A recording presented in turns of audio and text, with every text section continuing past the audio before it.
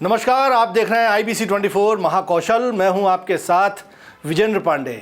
मध्य प्रदेश में शासकीय स्कूलों के शिक्षकों की ई अटेंडेंस के मामले पर हाईकोर्ट में, जबलपुर हाईकोर्ट में लगातार सुनवाई चल रही है और इस सुनवाई को लेकर लगातार लेटेस्ट अपडेट्स हम आपको IBC 24 महाकौशल के जरिए दे रहे हैं। तो आज भी इस मामले पर सुनवाई हुई है और इस पर लेटेस्ट अपडेट आज हाईकोर्ट में क्या हुआ, इसकी जानकारी मैं आपको देने जा रहा हूं।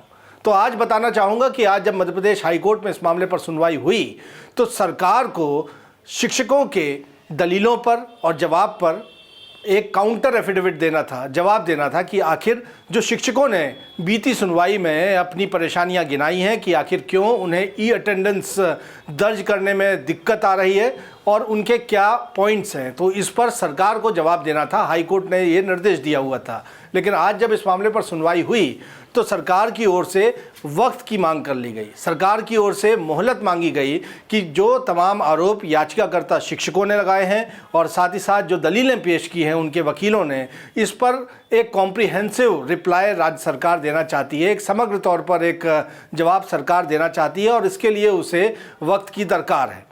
हालांकि वक्त तो कुछ ज़्यादा मांगा जा रहा था, लेकिन राज्य सरकार को हाईकोर्ट ने सिर्फ 2 दिनों की मोहलत दी है। यानी आज जब 24 नवंबर में मैं आपसे मुखातिब हूं, तो आज इस मामले पर जब सुनवाई हुई तो राज्य सरकार को हाईकोर्ट ने 2 दिनों का वक्त दिया है और इस मामले पर अगली सुनवाई अब 26 नवंबर को तय कर दी है। बता दूं कि किन मुद्दों पर राज्य सरकार को अब हाईकोर्ट में जवाब देना है। जो शिक्षकों की ओर से कोर्ट में एफिडेविट फाइल किया गया था उसमें बताया गया था कि डेटा प्रोटेक्शन एक्ट के तहत उनकी कंसेंट ज़रूरी है किसी भी थर्ड पार्टी ऐप को इंस्टॉल करने के लिए, उसे यूज़ करने के लिए, लेकिन सरकार ने इसे मैंडेटरी कर दिया है और इसके लिए लिखित तौर पर यह फरमान जारी कर दिया है कि यदि शिक्षक हमारे शिक्षक ऐप के ज़रिए अटेंडेंस फाइल नहीं करते हैं तो उनके खिलाफ कार्रवाई की जा सकती है और उनके वेतन कटौती की भी कार्रवाई इस मामले पर की जा सकती है।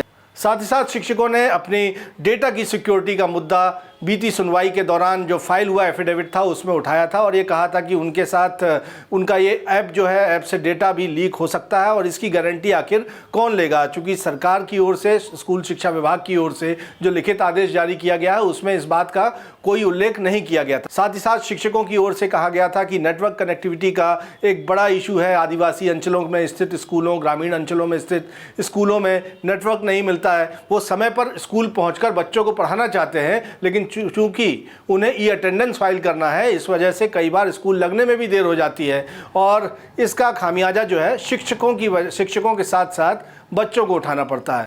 तो ये तमाम मुद्दे शिक्षकों की ओर से हाईकोर्ट में पेश एफिडेविट में कहे गए थे। दलीलें दी गई थी कि हमारे शिक्षक ई ऐप को यूज़ करने में उन्हें क्या दिक्कत हो रही है। सरकार को जवाब देना था, लेकिन सरकार ने फिर वक्त की मांग की है और अब हाईकोर्ट ने 2 दिनों का वक्त राज्य सरकार को दिया है। अब 26 नवंबर को जबलपुर हाईकोर्ट में इस मामले पर सुनवाई होगी और देखना होगा कि सरकार की ओर से क्या दलीलें शिक्षकों के जवाब के विरोध में दी जाती हैं और कोर्ट की ओर से इस पर क्या रुख अपनाया जाता है। मध्य प्रदेश में शिक्षकों की ई अटेंडेंस के इस मामले पर लगातार हमारी पैनी नज़र बनी हुई है। हर सुनवाई पर, हाईकोर्ट की हर सुनवाई पर हम आपको लेटेस्ट अपडेट देते हैं। आगे भी इस तरह के अपडेट्स जानने के लिए आप हमारे चैनल IBC 24 महाकौशल को सब्सक्राइब ज़रूर कर लें। धन्यवाद।